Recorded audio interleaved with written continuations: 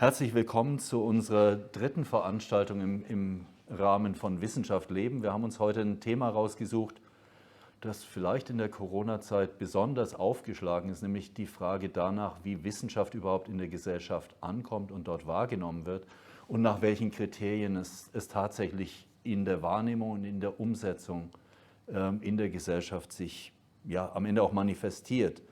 Und ich habe dazu sehr interessante Gäste eingeladen. Wer auf die Liste geschaut hat, wird sich wundern, wie denn das? Frau Luger, Chefin des NAWIC, die zunächst Chemie studiert hat, sich aber sehr schnell der Wissenschaftskommunikation zuwandte und jetzt das Nationale Institut für Wissenschaftskommunikation in Karlsruhe leitet.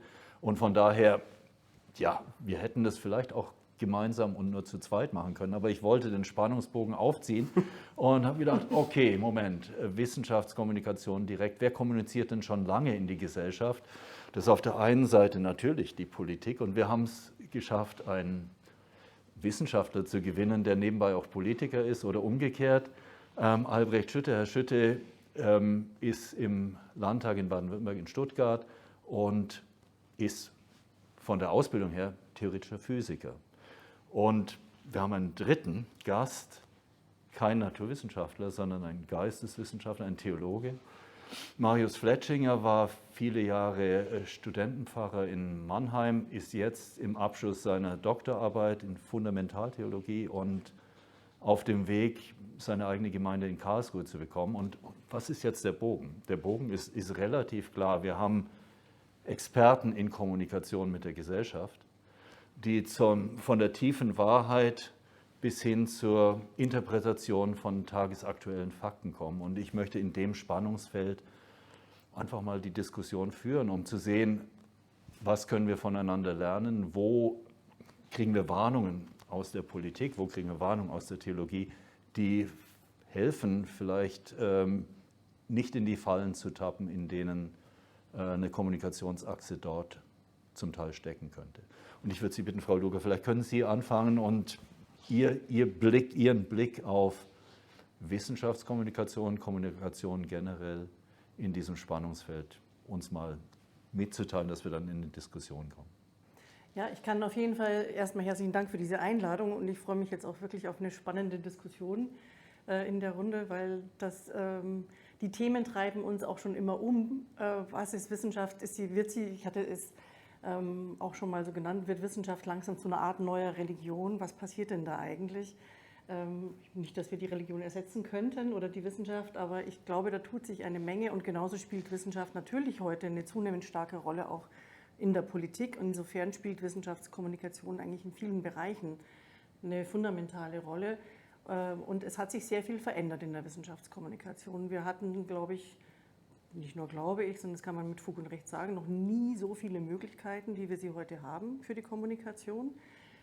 Und das betrifft jetzt nicht nur die Wissenschaft, es hat sich dieses Bild gewandelt von Medienkonsumenten und damit eigentlich auch die Rezipienten in der Gesellschaft, die selber jetzt aber auch, wir nennen die Prosumer, also diejenigen, die selber auch medial produzieren und sei es auch nur einen Like-Haken irgendwo zu setzen. Aber das ist schon ein Moment an Beteiligung in einem Kommunikationsprozess.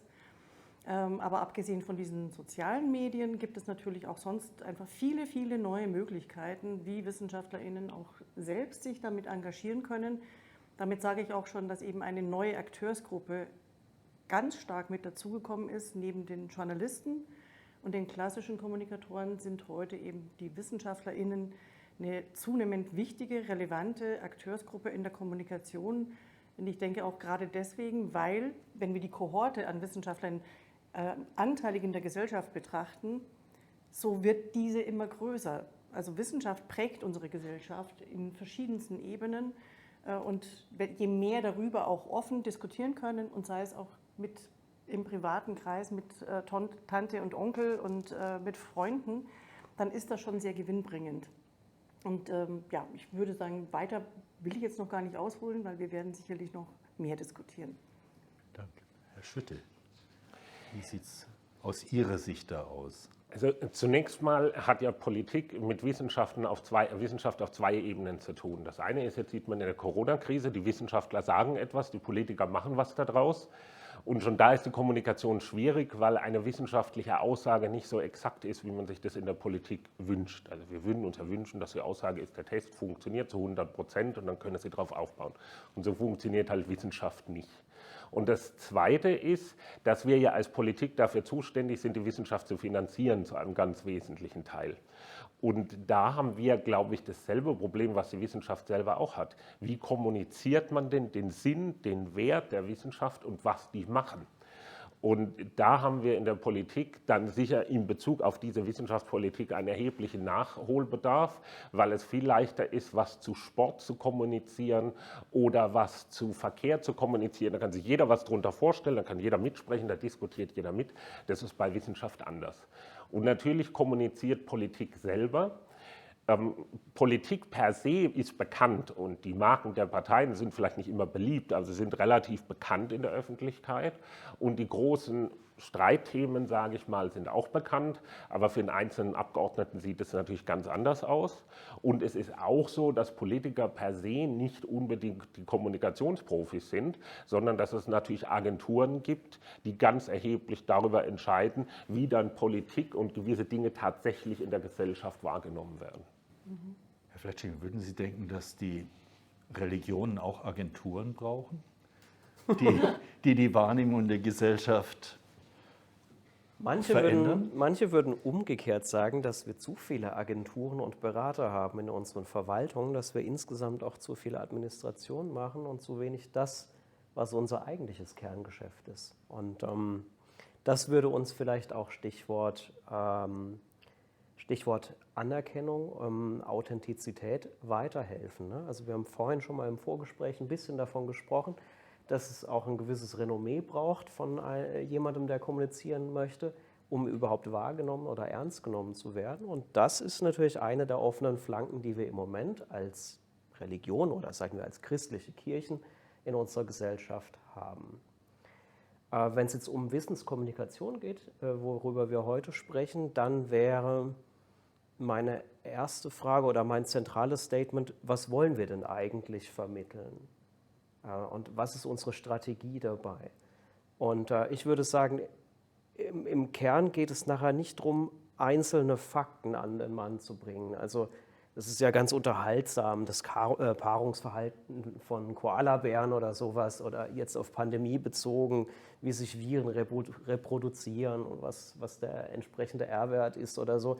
Aber also nicht so eine Einzelaussage als solche irgendwie an den Mann zu bringen, sondern eigentlich eine Haltung zu vermitteln oder ein Interesse zu vermitteln für den Gegenstand als solchen, damit dann unser Gegenüber, der Rezipient, wenn man so will, aus eigenem Antrieb Dinge erschließen kann oder weiterdenkt und in einen Zusammenhang bringt.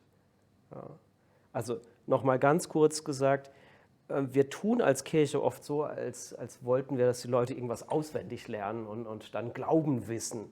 Aber das ist nicht Glauben und das ist auch nicht unser Anliegen. Wir wollen Leute motivieren, sich mit dem, was uns wichtig ist, zu beschäftigen und sich darin zu spiegeln. Also da sprechen Sie eigentlich einen Punkt an, der auch gerade eine große Wende in der Wissenschaftskommunikation ist.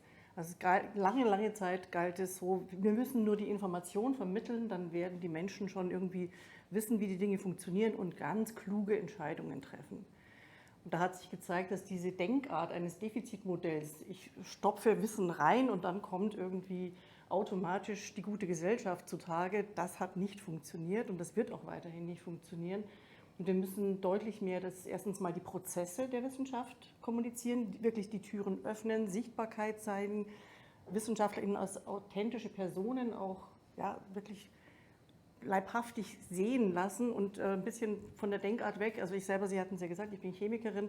Viele haben beim Stichwort Wissenschaftler männlich, weißer Kittel im Kopf. Und es gibt so eine große Bandbreite an Wissenschaften. Also Sie sind ja auch in den theologischen Wissenschaften ganz stark drin. Das sind ja alles Themenbereiche, die rutschen ganz oft unten durch. Also von daher ist dieser Gedanke, das Prozesshafte zu vermitteln und auch der partizipative Gedanke ist ein ganz stark wachsender Sektor, der, glaube ich, wirklich eine entscheidende Rolle spielt, wo wir dann vielleicht auch, wenn die WissenschaftlerInnen auf Augenhöhe mit BürgerInnen gemeinsam an gewissen Projekten, soweit sie zulässig sind und machbar sind, arbeiten, da kommt es wirklich zum Verständnis von Wissenschaft, da kommt es wirklich zum Austausch und vor allem ermöglicht das, und das finde ich einen ganz wichtigen Punkt, eine Rückkopplung in die Wissenschaft. Das finde ich ganz, ganz zentral. Also Wissenschaft ist nicht exponiert und sendet aus, sondern sie braucht ja auch die Rückkopplung aus der Gesellschaft. Entwicklungen in der Wissenschaft müssen auch basieren da auch wieder auf einen gesellschaftlichen Konsens. Was wollen wir denn eigentlich für eine Forschung? Wohin soll sie gehen? Da will ich jetzt natürlich aber nicht gleich wieder die Freiheit der Forschung in Frage stellen. Die muss auch gewahrt bleiben. Aber in vielen Bereichen ist da echt etwas machbar. Und das, glaube ich, wird die neue Form der Wissenschaftskommunikation in den nächsten 10 Jahren sein. Gerade auch, wenn wir die Prozesse des Wandels betrachten, die uns bevorstehen, brauchen wir sehr, sehr viel dieser interaktiven, partizipativen und auch kommunikativen neuen Formate. Also in diesem Punkt, ich hätte gar nicht gedacht, dass wir so schnell an so einen Punkt kommen, aber haben wir tatsächlich in der Theologie einen gewissen geschichtlichen Vorsprung, weil wir diese ganzen Szenarien schon durchgespielt haben. Also gegen Ende des 19. Jahrhunderts und Beginn des 20. Jahrhunderts hatten wir das schon in der Theologie, dass wir im Grunde versucht haben, Satzwahrheiten zu machen, also Dinge, die absolut objektiv dastehen und absolut eindeutig richtig sind, ja, logische Wahrheiten. Und damit auch sozusagen im Konzert der Wissenschaften satisfaktionsfähig. Und damit hat man aber gemerkt, dass es am Ende an der Sache vorbeigeht, die wir eigentlich wollen. Ja? Und dass man Glaube und auch Theologie, auch die Theologie als solche, nicht in logische Deduktionen nur verwandeln kann. Ja? Also sozusagen physikalische Aussageketten, dass es unserem Gegenstand nicht angemessen ist. Und ja, dass wir auch andere Wege der Betrachtung brauchen. Ja? Und so haben wir sozusagen methodologisch schon dazugelernt, ja? Dass die Geschichte, in die das eingebettet ist, für uns als Geisteswissenschaftler wichtig ist, dass die Interaktion eben der Menschen wichtig ist, ja? Dass wir tatsächlich auch aus dieser Warte dann auch lernen, ja? Und nicht nur senden. Ja? Ist das dann tatsächlich gefühlt so, dass zur Wissenschaft, zu den reinen Fakten, die einfach kommunizierbar wären, theoretisch, immer auch noch der Bauchaspekt dazu muss? Müssen wir das mitdenken? Oder ist das was nicht dem wissenschaftlichen Grundverständnis entgegengeht? Aber ich glaube, wir haben ja die reinen Fakten, das gibt reine Fakten. Also 2 + 2 ist 4. Und wenn ich was runterfallen lasse, wird es mit einer gewissen Geschwindigkeit beschleunigt. Das wissen wir, das ist so. Ja? Und darüber kann man auch nicht diskutieren. Aber man kann natürlich darüber diskutieren, aber es macht keinen Sinn. Aber es gibt ja in der Wissenschaft viele Dinge, und das hat man jetzt bei Corona wie unter Brennglas gesehen, die eben nicht so eindeutig definierte Fakten waren. Da hat man nämlich plötzlich gemerkt, bei jeder Krankheit sind wir ja so gewohnt als normale Laien, wir gehen zum Arzt und der weiß, was hilft und was nicht hilft. Und bei Corona hat man plötzlich gemerkt, ja gut, das weiß eigentlich keiner, und dann hat man mal so ausprobiert und dann kam Remdesivir, das bringt vielleicht was, vielleicht auch nicht, und dann hat man es wieder mal verworfen. Und da hat man ja gesehen, wie sich Wissenschaft auch selber entwickelt. Und ich glaube, das ist ganz wichtig, den Menschen klarzumachen, was Wissenschaft überhaupt ist. Das ist nämlich eine Entdeckungsreise, wo durchaus auch Dinge, die man für richtig hält, 2 Jahre später plötzlich als nicht mehr richtig dastehen. Ja, dass es einfach nicht so ist, dass man ein Experiment macht und dann kommt eine Zahl raus und dann kann man sagen, so ist es. Ja. Es ist der Unterschied zwischen einfacher Addition und wirklicher Mathematik. Genau. Ja, aber ist das nicht am Ende auch ein Wahrnehmungsproblem in der Gesellschaft? Weil die Gesellschaft erwartet von Wissenschaft, Fakten im Sinne von Wahrheiten zu produzieren. Oder ist das eine Fehleinschätzung eines Wissenschaftlers? Also wenn ich darf, ich würde sagen, das ist genau der Fehler, der lange gemacht wurde in der Wissenschaftskommunikation. Dass wirklich eigentlich immer nur diese tollen Ergebnisse kommuniziert wurden. Dass ein Bild suggeriert wurde, es gibt ein Problem, dann kümmert sich die Wissenschaft darum und dann kommt die Lösung. Und dann, zwar eine tata, eindeutige Lösung. Genau, und die ist eindeutig und tata, das ist gültig. das Ergebnis. Und das wurde sehr, sehr viel gemacht, da bin ich auch selber mit schuld, als langjährige Wissenschaftsjournalistin. So hat auch Wissenschaftsjournalismus sehr lange wunderbar funktioniert. Es wurden immer nur die Ergebnisse vermittelt.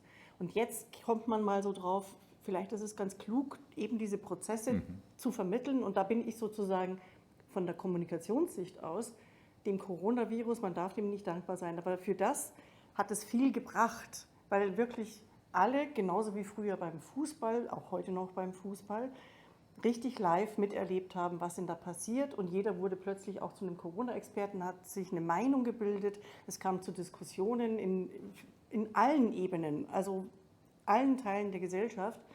Und das ist erstmal ein hohes Gut. Das finde ich erstmal gut, was nicht heißt, dass wir nicht alle gut erreichen können mit unseren Themen. Aber alleine dieses Für und Wider mal mitzuerleben, alle live und dieses Herantasten und dass es ganz normal ist. Ich glaube, auch das hat sich dann im Laufe der Zeit durchgesetzt, auch als Erkenntnis in der Öffentlichkeit, dass es eben normal ist, dass es wissenschaftliche Dispute gibt. Und das ist deswegen noch kein Streit und nicht ein, der hat Recht oder die hat Recht, sondern das ist ein ganz normaler Vorgang in der Wissenschaft. Und das ist jetzt vielfältig passiert und ich hoffe, dass davon viel geblieben ist und weiter bleiben wird. Das heißt, wir wollen eigentlich in Zukunft mehr Disput und Streit und Dissens, der am Ende tatsächlich das Ganze weiterbringt, auch in der Kommunikation der Wissenschaft sehen. Ich kann mich erinnern, als ich Student war, da haben sich zum Teil tatsächlich Leute in einem Meeting angeschrien und ich fand es nicht weiter schlimm. Wenn man das den heutigen Studierenden erzählen würde, die wären zu Tode schockiert. Aber damals war das Teil der Kommunikationskultur, in Anführungszeichen. Wir müssen uns nicht anschreien, aber ich finde es, den Prozess darzustellen, ganz was Wichtiges. Glauben Sie, dass Prozessdarstellung, es funktioniert für Theologie, es funktioniert für Wissenschaft, funktioniert es auch in der Politik? Naja, teilweise. Also es gibt ja, um diesen Streit quasi darzustellen, und zwar nicht negativ gemeint, öffentliche Debatten. Deshalb sind ja eigentlich Parlamentsdebatten wichtig, dass man mal sieht, welche verschiedenen Meinungen prallen denn aufeinander und daraus wird dann eine Synthese gefunden. Was natürlich fehlt, ist, wie diese Meinungen innerhalb der Fraktionen zustande kommen. Es ist ja nicht so, dass man einer Partei beitritt und dann kriegt man irgendwie ein Buch oder einen Chip und dann weiß man genau, was man uns zu sagen hat. Ja?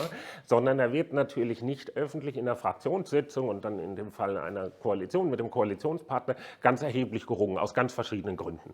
Es ist klar, dass wenn ich jetzt Abgeordneter bin aus der Rhein-Neckar-Region mit einer Universität direkt vor einer Haustür, dass ich mehr Interessen an Lebenswissenschaften habe, als jemand, der von einer ganz anderen Ecke des Landes kommt. Und er hat ja nicht schlechtere Interessen, er hat einfach andere Interessen von der Prägung her. Und diese Diskussion, die findet nicht öffentlich statt. Und die Gefahr ist folgendes, dass die Leute nachher sagen, naja, die haben das ja alles schon vorab gestimmt, die sind ja irgendwie alle eigener Meinung, komisch. Wenn es aber umgekehrt passiert und sie innerhalb einer Partei streiten, dann schreibt die Presse, die streite nur, die kannst du überhaupt nicht brauchen. Ja? Und diese Trennung von Streit über den Inhalt, also was machen wir jetzt im Klimaschutz, da gibt es verschiedene sinnvolle Ansätze, und Personen, der gelingt in der Öffentlichkeit fast nie und deshalb fällt diese Auseinandersetzung viel zu häufig innerhalb einer Partei weg und findet nur noch zwischen Regierung und Opposition statt. Aber ich glaube, auch das ist hilfreich, dass verschiedene Meinungen dargestellt werden. Und da wird sicherlich eine gewisse Disput in der Wissenschaft helfen. Und was natürlich immer die Krux ist an jeder Kommunikation nach außen, ist die Verbindung von Inhalten mit Personen.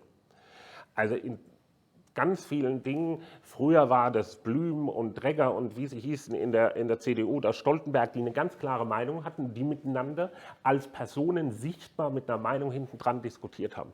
Und ich glaube, es wird für die Wissenschaft viel mehr Aufmerksamkeit bringen, wenn es Personen gibt, mit denen das verbunden wird. Man hat es in Corona gesehen, die verschiedenen Professoren.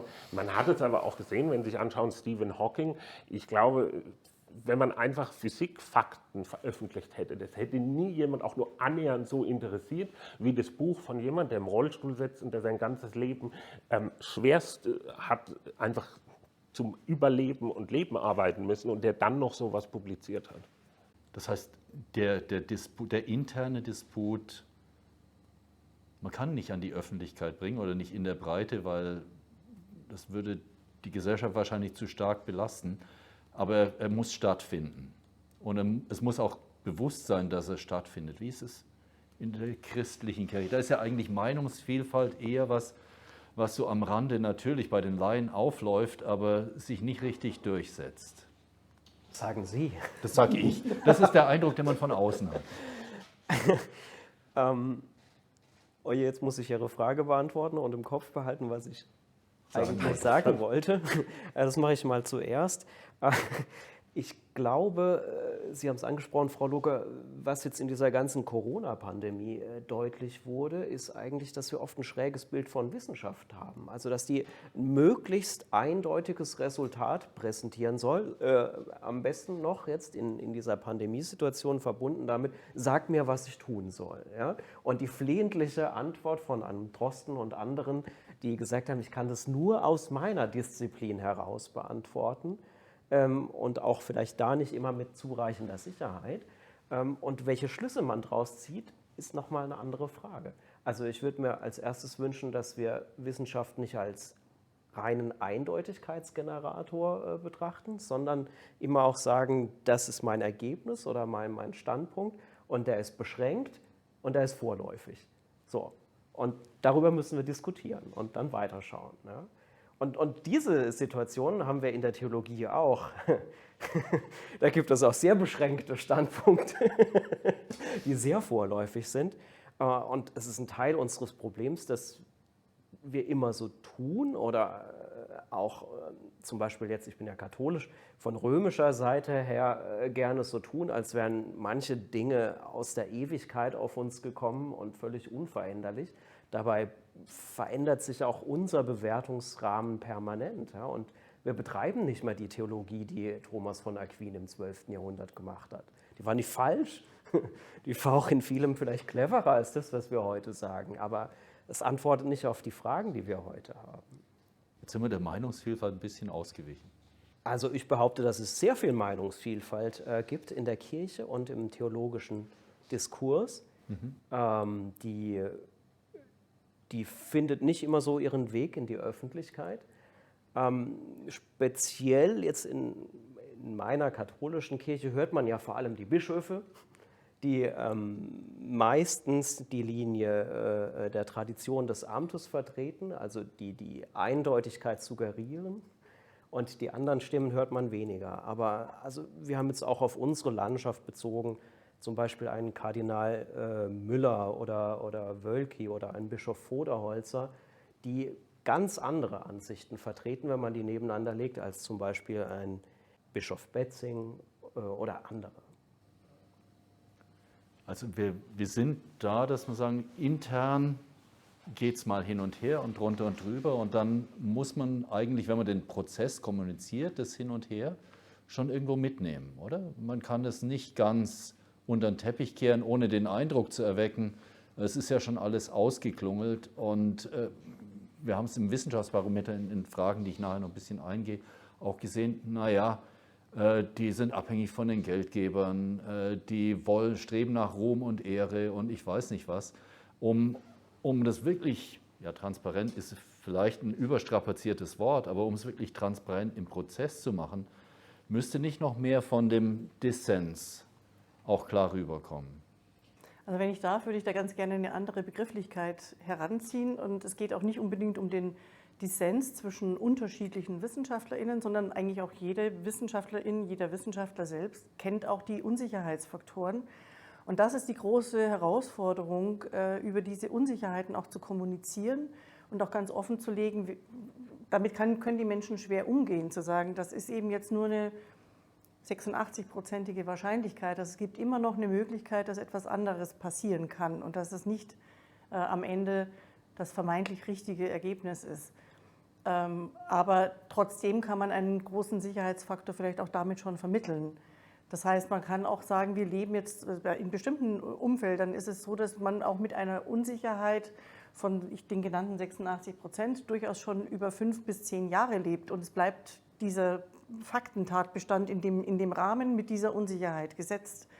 Das heißt also, dass auch etwas, was mit einem gewissen Unsicherheitsfaktor versehen ist, trotzdem auch beständig sein kann und trotzdem eine hohe Wahrnehmung verdient. Aber das muss man eben ganz offen thematisieren und das ist auch ein Thema, wo wir wirklich momentan händeringend nach guten Lösungen suchen, wie man denn diese Unsicherheiten kommunizieren kann, ohne zur Verunsicherung zu führen. Und Verunsicherung führt dann wiederum auch zum Vertrauensverlust. Da muss man wirklich sehr aufpassen. Trotzdem, glaube ich, lohnt die Mühe, darüber noch mehr nachzudenken. Also ich würde schon gerne noch mal was zum Dissens sagen, weil es gibt die Unsicherheit. Also man misst was klassisch und man sagt nachher in der Öffentlichkeit würde man sagen, der Wert liegt hier, aber in Tat und Wahrheit liegt er irgendwo da mit einem 95-prozentigen Wahrscheinlichkeitsintervall. Und jemand anders macht ein ähnliches Experiment und sagt, der Wert liegt hier und die Wahrscheinlichkeit liegt irgendwie da. Weil es gibt ja durchaus auch Dissens in dem, was die Aussage ist. Und ich glaube schon, das hat man ja auch bei Corona, bei Drosten, Streeck und Ähnlichen gesehen, die eben unterschiedliche Meinungen vertreten haben, wo gefehlt hat, dass beide auch eine Unsicherheit per se noch hatten, weil die Zahlen eben nicht exakt vorliegen. Wenn ich 1000 Leute messe oder was, dann kann das halt durchaus sein, dass ich nicht genau weiß, sind es jetzt 10 oder 12%. Aber auf der anderen Seite hatten die auch unterschiedliche Aussagen. Und es ist halt in der Öffentlichkeit gefährlich, nehmen Sie den Klimaeffekt, zu sagen, die Temperatur ist um 1 Grad angewachsen in den letzten 100 Jahren. Denn die wirkliche Aussage ist, sie ist irgendwie zwischen 0,8 und 1,2 Grad angewachsen mit 95-prozentiger Wahrscheinlichkeit, wenn das, was jemand durchgenudelt hat, mit allen Arbeiten stimmt. Und es wäre schon wichtig, dass man der Öffentlichkeit eben klar macht, wir haben keine 1,05 genaue Ergebnisse, sondern wir haben eine Breite, in der etwas passiert. Da gibt es auch unterschiedliche Sichten, wie groß die ist, weil wir natürlich nicht in den letzten 100 Jahren an jedem Ort der Welt immer die Temperatur gemessen haben und es abgewogen haben. Und daraus folgern dann Leute gewisse Dinge, die man tun soll. Und das ist ja nochmal der nächste Schritt. Und ich glaube aber nach wie vor, wenn man Personen mit unterschiedlicher Sicht hat, die sich nicht spinnefeind sind und nicht was komplett Unterschiedliches sagen, sondern der eine sagt, wir sind mehr hier, der andere sagt, wir sind mehr hier und die diskutieren das in der Öffentlichkeit, dann wird es viel mehr wahrgenommen, als wenn irgendwo steht, 2 Leute haben ein Experiment gemacht und der Wert liegt irgendwie zwischen den 2 Werten. Wir sind jetzt ja eigentlich an einem Punkt, wo wir schon was voraussetzen, was ich in der Wahrnehmung oder in der Diskussion mit Mitgliedern der Gesellschaft nicht immer so sehe. Was mir häufig entgegenkommt, ist der Wunsch nach einem Ja-Nein, Schwarz-Weiß. Wir reden hier schon über Prozente und über Grauwerte. Das wäre für mich eigentlich doch der allererste Punkt, dass Wissenschaft nicht eine absolute Gewissheit, ich möchte nicht sagen Wahrheit, darüber reden wir in einem anderen Kontext, eine absolute Gewissheit liefern kann, sondern dass es tatsächlich in diesem Konfidenzintervall irgendwo liegen muss. Und das fällt vielen sehr schwer. Das ist ja auch nicht leicht zu ertragen oder nicht immer leicht zu ertragen. Ne? Also unsere Welt ist ja unwahrscheinlich komplex geworden oder an für sich war es schon immer, aber unser Bewusstsein für diese Komplexität wächst. Und es ist ja auch irgendwo eine Überforderung. Also idealerweise müsste man heute ja irgendwie von dieser ganzen Virologie was verstehen, aber auch von all den anderen Bereichen, die jetzt irgendwie wichtig und relevant sind. Und das kann ja keiner von uns. Ja. Also ich habe auch breit gestreute Interessen, zum Beispiel. Ja. Für Chemie hat es leider nie gelangt bei mir, wenn ich ehrlich bin. Und jeder hat ja auch so seine Bandbreite irgendwo und außerhalb derer müssen wir uns halt irgendwie so pro forma orientieren. Und wir sehen das ja auch in Nachrichten zum Beispiel. Ne? Wenn ich Nachrichten über Kirchliches verfolge, dann sehe ich immer genau, wo eigentlich die Untiefen sind und wo man viel mehr differenzieren müsste und so. Und ich nehme an, dass es in allen anderen Fächern genauso ist, dass man eben in den paar Sekunden, die man da zur Verfügung hat, nicht sonderlich viel sagen kann. Ja? Und dass es da Meinungen links und rechts davon gibt, das sollte man irgendwie langsam begreifen und ahnen. Und jetzt auf uns als Kirche bezogen, wir haben den berühmten Katechismus der katholischen Kirche, das ist so ein relativ dickes Hardcover-Buch, in dem sozusagen zu allen relevanten Lebensfragen die Wahrheit steht. Und schon so, wie ich es Ihnen präsentiere, ist natürlich klar, dass ich das so nicht meine. Und wenn ich in irgendeinem Begleitgespräch, in einem seelsorglichen Kontext auf diese Frage stoße, aber was ist denn die Meinung der Kirche, dann muss ich auch differenzieren. Also ich kann vorlesen, was hier in diesem Buch steht, aber es gibt auch auf viele Fälle bezogen Graustufen und Dinge, wo das, was hier in Schwarz-Weiß steht, gar nicht zutreffend und gar nicht hilfreich ist. So. Und also diese Ambivalenz zu ertragen, das müssen wir alle irgendwie mehr lernen, ja, finde ich. Das steht auch im Abschluss meiner Dissertation. Ja, was ja interessant ist, ist, was Sie sagten, dass die Menschen sich so sehr dieses Schwarz-Weiß, also 0 oder 1, wohin soll ich mich denn entscheiden, wünschen. Das ist auf der einen Seite so. Auf der anderen Seite gibt es ja jetzt auch zunehmend Tendenzen, wo von einer Expertokratie gesprochen wird, wo eine große Angst da ist, dass Expertinnen vorschreiben, was denn zu tun ist. Im Prinzip genau das zu tun, was eigentlich sich viele wünschen, nämlich zu sagen, so ist es richtig und so soll es gemacht werden. Und da sind aber ja auch wieder große Bedenken da. Also ich bin gar nicht so sicher, ob wirklich alle sich dieses Ja, Nein so eindeutig wünschen und dieses, ja, damit würde dann vielleicht Wissenschaft tatsächlich diktieren, wie unsere Gesellschaft zu ticken hätte und welche Entscheidungen denn dann die richtigen sind. Und da fallen ja dann viele andere Faktoren drunter. Und das ist ja genau der Spielraum, den Sie da ansprechen. Der spielt natürlich auch bei politischen Entscheidungen, die in einem wissenschaftlichen Rahmen stattfinden, muss es auch diesen Handlungsspielraum geben, der noch gesellschaftliche weitere wichtige Faktoren unbedingt berücksichtigen muss, und sei es auch kulturelle Hintergründe oder andere Themen. Das heißt, die Wissenschaft kann nur Vorschläge machen, die Entscheidungen müssen in dem gesellschaftlichen Kontext stattfinden. Und dafür ist eben auch Schwarz-Weiß gar nicht geeignet. Also das eine ist ja zunächst mal die faktische Aussage. Und das andere ist dann, was für eine Entscheidung trifft man damit. Ja? Und es ist ja nie in der Politik so, dass man nur eine relevante Dimension berücksichtigen muss. Ja? Also offensichtlich muss man Dinge bezahlen, wir wollen im Klimaschutz vorankommen, wir wollen irgendwie den sozialen Ausgleich bewahren. Und dann gibt es natürlich auch noch die tatsächlich politische Überzeugung oder die, wenn man so will, das, was dann politisch immer so diskutiert wird. Und ich habe die Sorge, dass die Leute glauben, dass die Wissenschaft eine Ja-Nein-Antwort geben kann.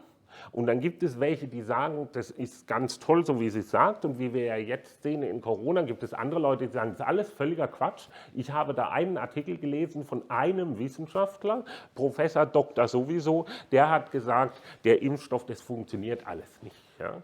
Und es ist ganz komisch, wie sich die Leute aus dieser Vielzahl von Informationen dann eine rauspicken, die zum Teil schon beim ersten Blick denkt man sich, also es müsste ja auffallen, dass eine Lungenkrankheit sich mit Zellen, die irgendwo da in der Nähe sind, beschäftigen müsste und nicht mit irgendwas anderes. Aber ich glaube, diesen Diskurs, den müssen wir führen, zu sagen, Wissenschaft sagt uns was und dann wird es politisch, gesellschaftlich abgewogen. Und das ist nicht dasselbe. Ja? Und man kann durchaus fragen, ist 1,5 Grad, ist 1,0 Grad, ist 2 Grad, wie wägen wir das denn gegeneinander ab mit anderen Dingen, die genauso wichtig sind? Ja? Also wenn ich hier sagen würde, wir haben jetzt keinerlei Wohlstand mehr und wir ziehen die Gebäude auf das Niveau von 1980 zurück von der Fläche, das würde keine Schule, keinen Kindergarten, keine Universität und niemand mitmachen. Ja? Und insofern braucht man entsprechend diese Abwägung, aber es wäre wichtig im Diskurs zu sagen, das wissen wir für den Punkt, das wissen wir für den Punkt und für den Punkt. Und jetzt führen wir das gesellschaftlich zusammen und treffen eine informierte Entscheidung. Und dann kommt der letzte Punkt, den wir vorher hatten. Und so genau wissen wir die Grundlagen dann halt doch nicht, weil das alles mit Unsicherheiten behaftet ist. Aber die Diskussion muss man ehrlich führen, weil sonst die Menschen entweder den Eindruck kriegen, die Wissenschaft regiert uns, oder den Eindruck kriegen, die Typen haben überhaupt keine Ahnung, was sie machen. Oder jeder nach einem sagt, der eine sagt Geld, der nächste Bildung, der nächste Soziales, der nächste Umwelt und alles andere ist falsch. Also am Ende ist es ja auch eine Glaubwürdigkeitsfrage. Glaubwürdigkeit für die Wissenschaft, und wir sehen es ja jetzt zum Teil schon, die Leute, wie sie sich vielleicht früher ihre Religionen selber zusammengeschustert haben, schustern sich jetzt ihr pseudowissenschaftliches Fundament für was immer Querdenkerargumente auch selbst zusammen. Wie kann man dem entgegenwirken? Wie kriegt man das so eingepflockt, dass man sagt, Moment. Oder eigentlich reduziert sich auf was anderes. Es reduziert sich darauf, wie erkenne ich die Qualität einer wissenschaftlichen Aussage? Tja, da müssten wir schon sozusagen auch schon ganz viele Journalisten noch schulen, um das zu wissen, was denn die Qualität einer wissenschaftlichen Aussage ist. Das halte ich für eine extrem hohe Anforderung für wirklich die sogenannte breite Öffentlichkeit. Dieses Erkennen dessen, was denn die richtige Aussage ist. Und umgekehrt, also das, was Sie beschrieben haben, dieses sogenannte Cherrypicking, dass man sich eigentlich immer die Wahrheiten und die Belege heraussucht, die eigentlich dem eigenen Befinden entsprechen und der eigenen kulturellen Einstellung, dem eigenen Hintergrund. Das haben die Menschen schon immer gemacht. Sie haben nur heute viel mehr Möglichkeiten dazu. Und sie finden eben auch noch in wirklich dann wieder für mich auf jeden Fall geschlossenen Räumen, die für mich eine Blackbox sind, statt, wo auch diese gegenseitige Selbstverstärkung dann auch noch stattfindet, weil dann dort eben nicht nur 3 Leute beim Stammtisch zusammensitzen und einer Meinung sind, sondern das sind ja dann auch Tausende, Zehntausende. Und damit bekommt diese falsche Sicht aus unserer Sicht, bekommt auf einmal natürlich eine sich selbst verstärkende Wahrheitskonnotation. Also es wird auf einmal so ein Kontext erzeugt. Je mehr Menschen natürlich alle dieser Meinung sind, desto mehr ist man davon überzeugt, dass das doch jetzt auch richtig ist. Und da wissen wir tatsächlich jetzt, ich weiß es noch nicht, wie wir da wirklich durchdringen können. Und so aus diesem ganzen, der Historie des Impfgegnerseins, die ja schon lange existiert, da gibt es schon wirklich auch Forschungen dazu, Wissenschaftskommunikationsforschung, die eben sagt, bis zu welchem Grad macht es denn Sinn, in die Diskussion zu gehen und wo holt man denn ab?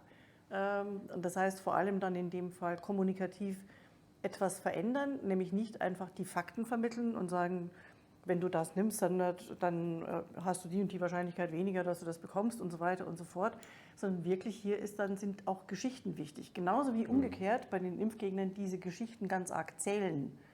Also im Prinzip ein bisschen dieses Beispiel aufgreifen und da auch die einzelnen Dinge aufziehen. Aber wenn ab einem bestimmten Grad das wirklich so eine verhärtete Haltung ist, da bin ich tatsächlich, das hört sich jetzt fatalistisch an, aber dann sage ich auch, das macht manchmal keinen Sinn mehr.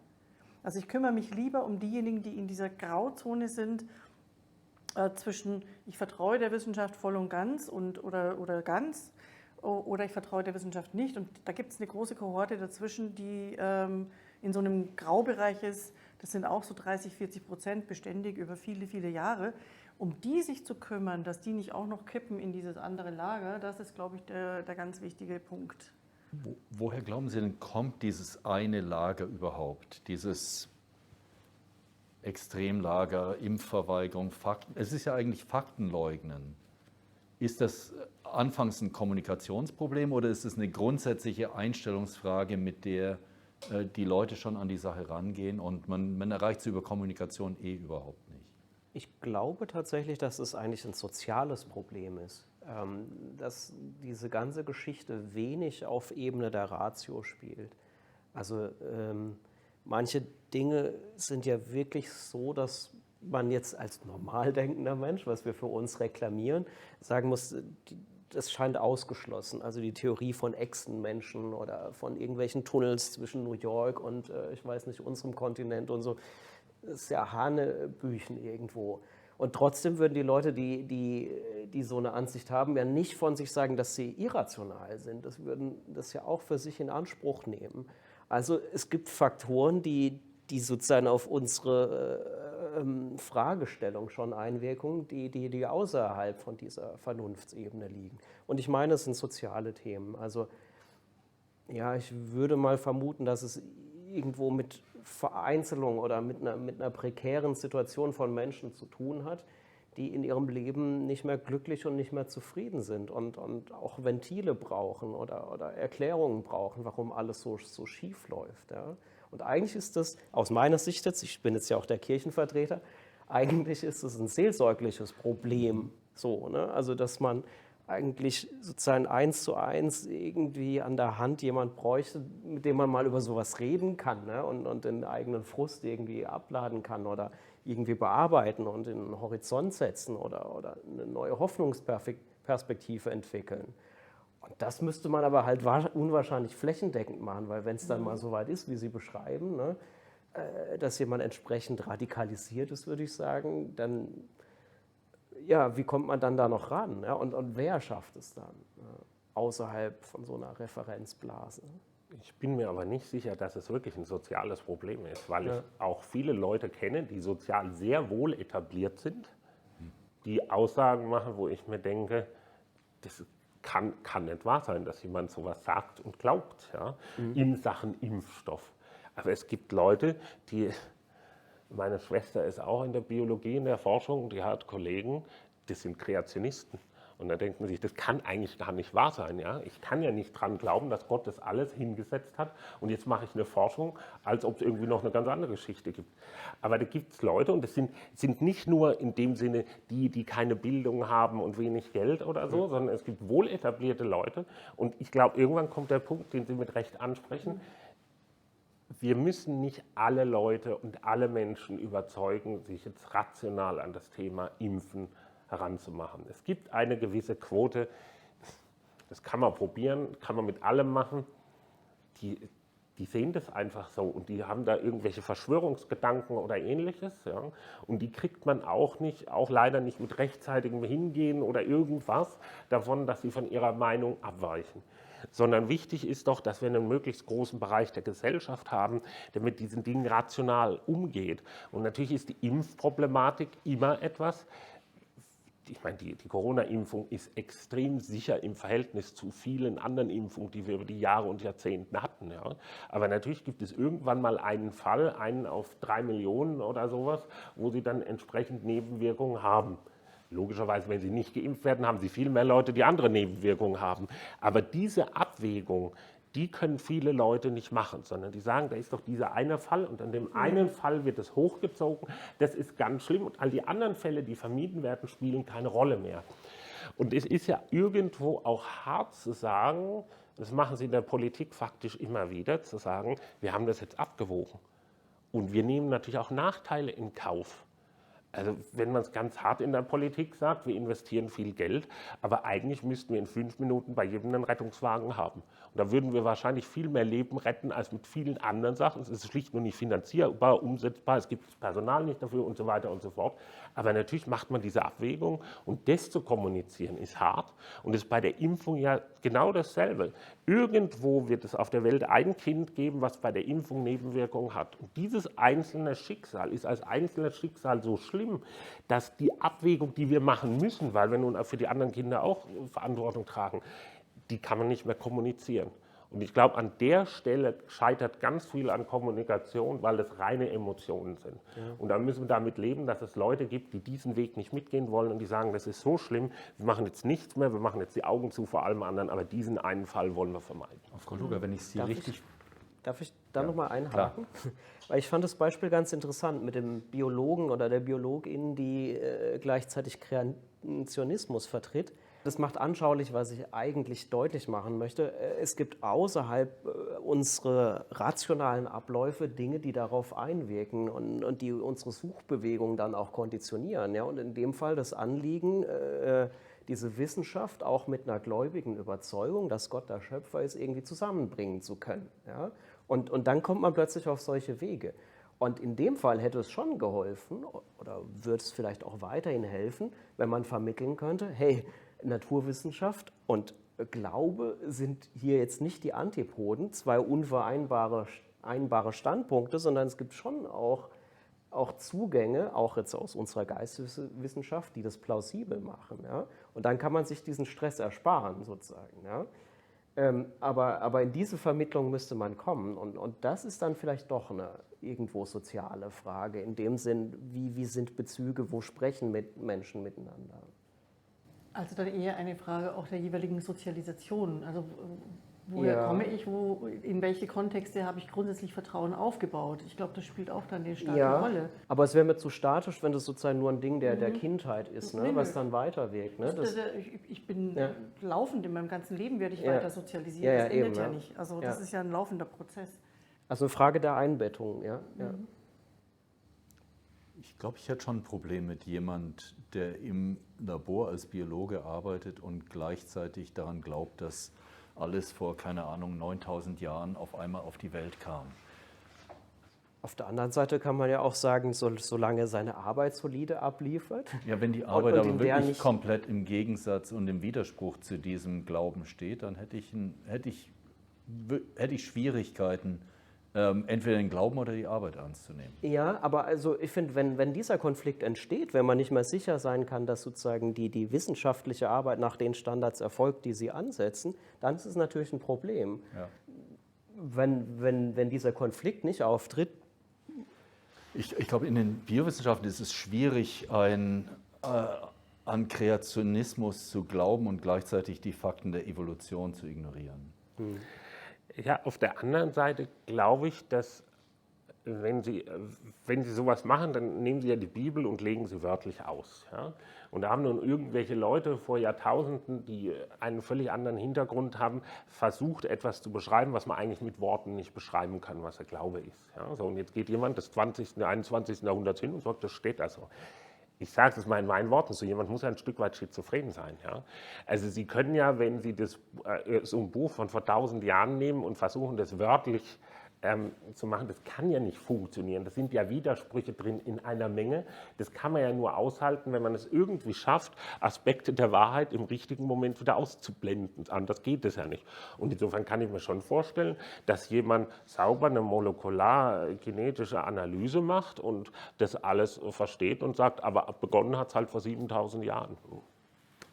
Oder 5, oder? Ich glaube, das brechen wir hier wahrscheinlich am geschicktesten ab. Das ist sicher ein Thema, an dem können wir uns noch lange abarbeiten.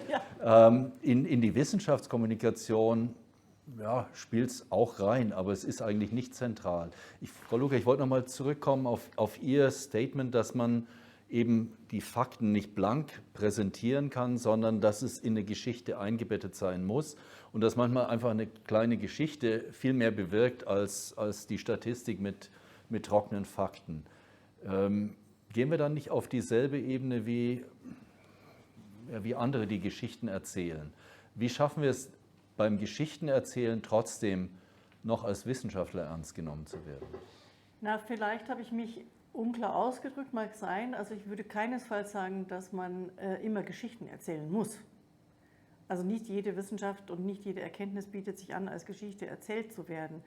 Aber die Wissenschaftskommunikationsforschung, also die Forschung der Wirkungsweise der Wissenschaftskommunikation, die sagt schon eindeutig, wenn ich sozusagen mein Gegenüber nur mit Fakten bombardiere, dann sinkt die Aufmerksamkeitsschwelle und diese Dinge versenden sich sozusagen. Da bleibt nicht recht viel in den Köpfen hängen, wenn man hinterher überprüft, was wurde denn aufgenommen, was wurde denn wahrgenommen.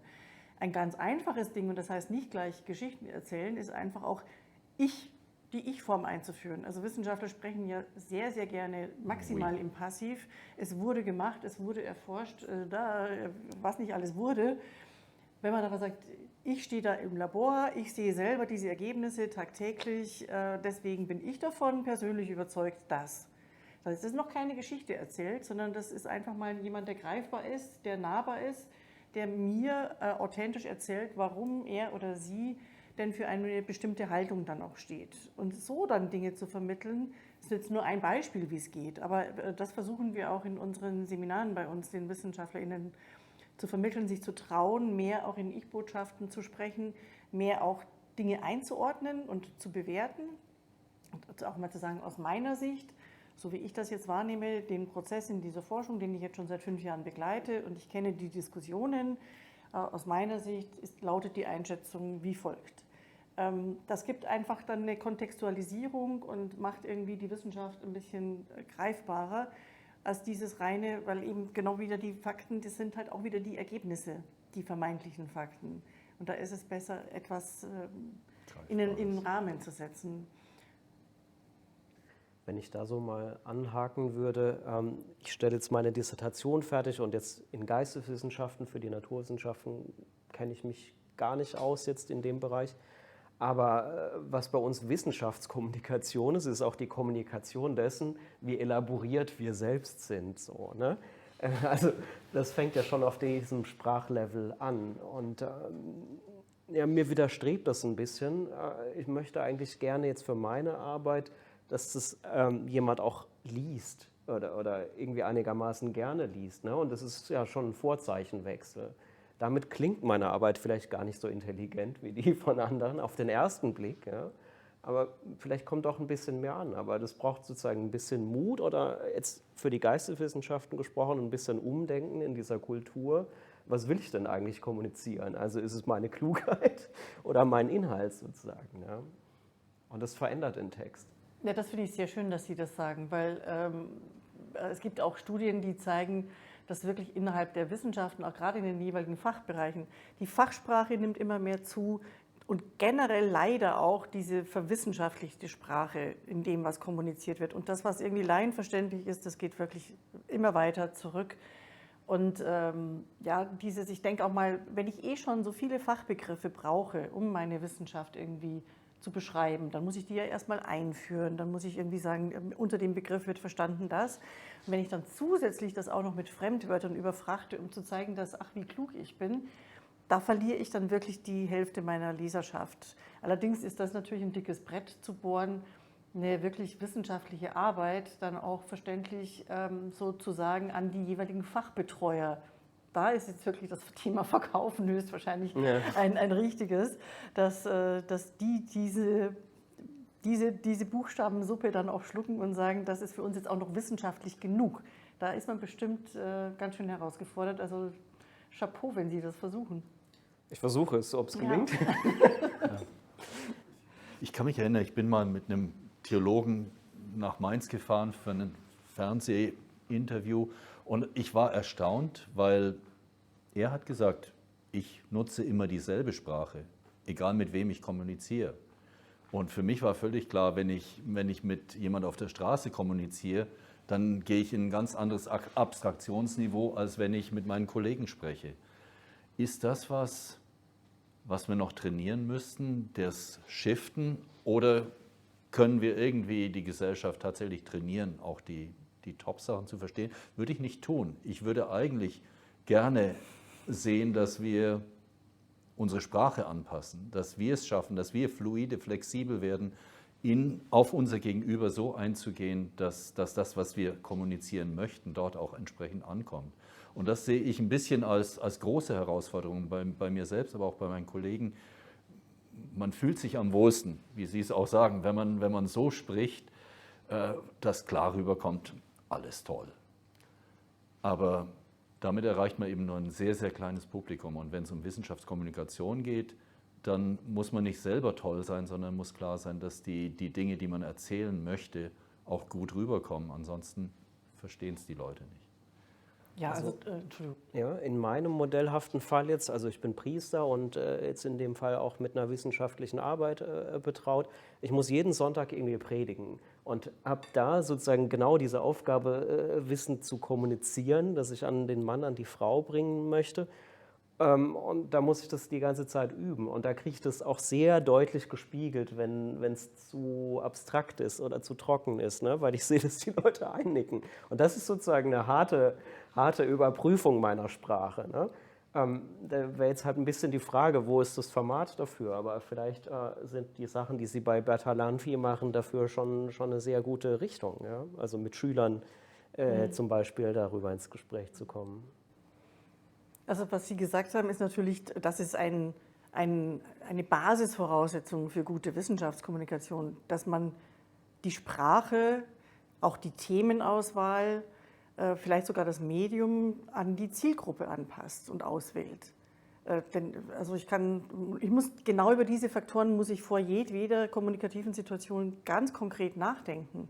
Und es ist nicht die Anforderung meines Gegenübers, auf mein Niveau da irgendwo aufzusteigen, sondern umgekehrt, ich muss als Wissenschaftlerin schauen, wo habe ich denn eine Schnittmenge mit dieser Community? Welche Themen interessieren die denn wirklich von dem, was ich da jetzt zu erzählen habe? Und ganz genau, welches Sprachniveau, auf welche Kontexte kann ich zurückgreifen, von denen ich ausgehen kann, dass die hier vertraut sind. Und in dem Raum kann ich dann kommunizieren. Das ist bei uns das Erste, was man lernt in jedem Seminar, dass man sich damit ganz, ganz stark auseinanderzusetzen hat, wie man denn auf die Zielgruppe auch wirklich zugehen kann. Das ist ein ganz, ganz wichtiger Punkt, denn nur so können überhaupt dann auch Dialoge stattfinden, die dann auch fruchten, die etwas beitragen können und wo auch dann eben, was ich vorher schon mal gesagt habe, wo auch die WissenschaftlerInnen in dieser kommunikativen Situation auch wieder was mitnehmen für sich.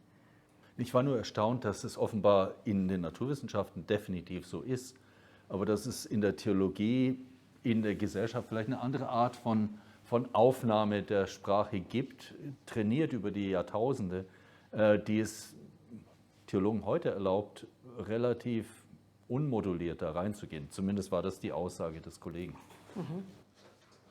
Vielleicht nochmal ein anderer Aspekt. Sie haben das ja vorhin angesprochen, dass Sie versuchen, diese Interaktion zu schaffen in der Vorlesung. jetzt vielleicht auch über, in Anführungszeichen, fingierte Fragen. Die sind schon echt. Die sind schon echt. Ja, die sind echt, aber also mit jemand, der diese Aufgabe auch hat. Und ich finde die Interaktion als solche, die sollte man fördern. Ja? Also das kann ich in der Predigt jetzt nur sehr begrenzt tun, aber auch da haben wir das in der Hochschulgemeinde schon getan. Ne? In einem kleinen Rahmen geht das. Vor 300 Leuten kann man nicht Interaktion jetzt anregen. Das kriegt man nicht mal eingefangen, aber vor 20 Leuten geht es schon, dass jemand sagt, wie meinst du das, oder lacht oder was dazwischen ruft oder so. Und dann stöße ich natürlich auch an, dass die HörerInnen da auch mitmachen oder auch ihres dann einbringen. Ne? Also ich glaube, es gibt kaum was man, wenn man wirklich kommunizieren möchte, unabhängig von der Zielgruppe kommunizieren kann.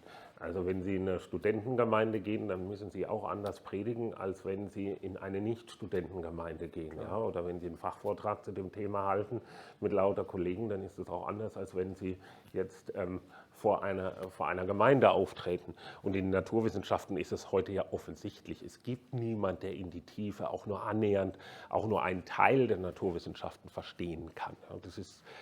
Das muss irgendwie so kommuniziert werden, dass sich die Leute darunter was vorstellen können. Und deshalb kommunizieren wir auch häufig mit Bildern. Ja. Und wenn Sie viele Sachen anschauen, das sind gerade in der Theorie sind es irgendwelche Formeln. Also es ist kaum möglich zu sagen, ja, ich habe hier einen langen Ausdruck, der konvergiert. Das interessiert niemand in der Öffentlichkeit, da kann sich keiner was darunter vorstellen. Aber wenn man dann sagt, was das ist in einem Modell, dann verstehen die Leute das viel eher. Und nur so kann man kommunizieren. Am Ende brauchen wir Metaphern. Ja. Wir leben von den Metaphern und die Qualität unserer Metaphern spiegelt die Wissenschaft. Und wenn es gut getroffen ist, nehmen wir viele mit. Und wenn nicht, fällt es hinten runter. Reicht es? Also ich würde jetzt nicht... Je nachdem, ich widerspreche wieder, dass ich nicht sagen würde, wir müssen immer in Metaphern kommunizieren. Das ist mit Sicherheit nicht so. Es gelingt auch selten, eine wirklich gute Metapher zu finden. Aber trotzdem kann man sehr viel Transfer leisten für bestimmte wissenschaftliche Kontexte. Ja, ein bisschen beschreibend natürlich, aber die Metapher an und für sich muss es für meine Begriffe nicht sofort sein. Das glaube ich weniger.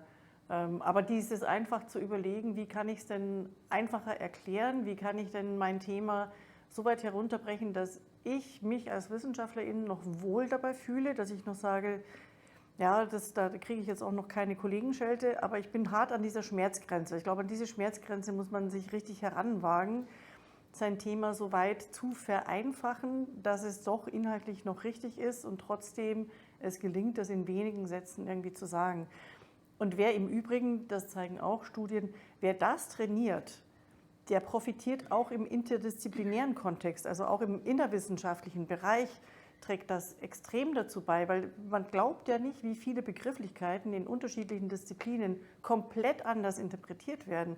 Und trotzdem werfen wir uns da irgendwie die Fachbegriffe um die Ohren und wundern uns dann, dass beim Gegenüber ein völlig falsches Bild entsteht. Also dieses Vereinfachen im Sinne auch von Vermeiden von zu vielen Fachbegriffen, zu vielen Fremdwörtern und sonstigen Dingen, hilft einfach auch der Wissenschaft insgesamt dann nochmal ganz stark.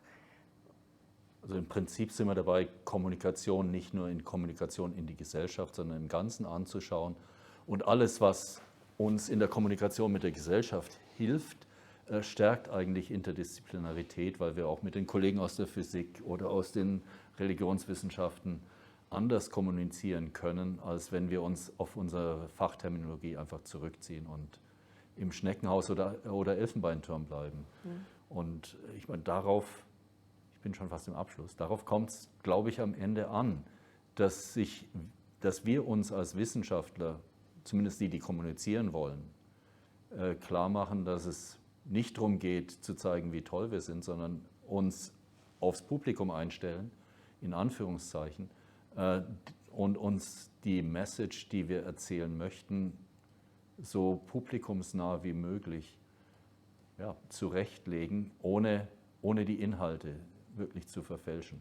Und das ist eine echte Herausforderung. Ich glaube, da braucht man Und deswegen mache ich das hier eigentlich auch. Da brauchen wir ein Training. Da müssen wir nicht nur uns trainieren, sondern wir müssen vielmehr eigentlich anfangen bei den angehenden Wissenschaftlern. Nicht jeder wird da rausgehen wollen und Wissenschaftskommunizieren, aber wir werden welche finden, die es möchten, und die müssen wir stärken. Ich glaube, ich bin beim Schlusswort, aber ich sollte es nicht selber haben. Vielleicht können wir noch eine Runde Abschlussstatements haben und dann, Herr Schütte, war das was, wo Sie sagen würden, okay, Politik kam nicht zu schlecht weg, und wir haben in der Politik was in der Wissenschaft ganz genauso läuft, und mach doch mal weiter da. Es gibt viele Dinge, die in der Kommunikation genauso laufen. Es ging ja vorhin in dem Begriff Geschichte erzählen nicht darum, Märchen zu erzählen. Ja? Also nicht irgendwas, was nicht stimmt, sondern etwas zu erzählen, womit die Leute was verbinden und so Inhalte zu transportieren. Und die Problematik liegt in der Politik wie in der Wissenschaft dabei, ob das stimmt, was man erzählt. Und es gibt Leute, die können begnadet kommunizieren.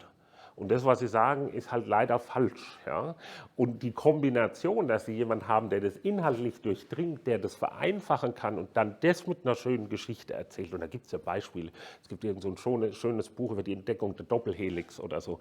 Wenn Sie das durchlesen, dann kriegen Sie was ganz anderes, als wenn Sie das Paper lesen. Ja? Das heißt, diese Verbindung von Personen, Geschichten und dann richtigen Tatsachen, das hilft in der Kommunikation, das ist in der Politik so und das ist auch in der Wissenschaft so.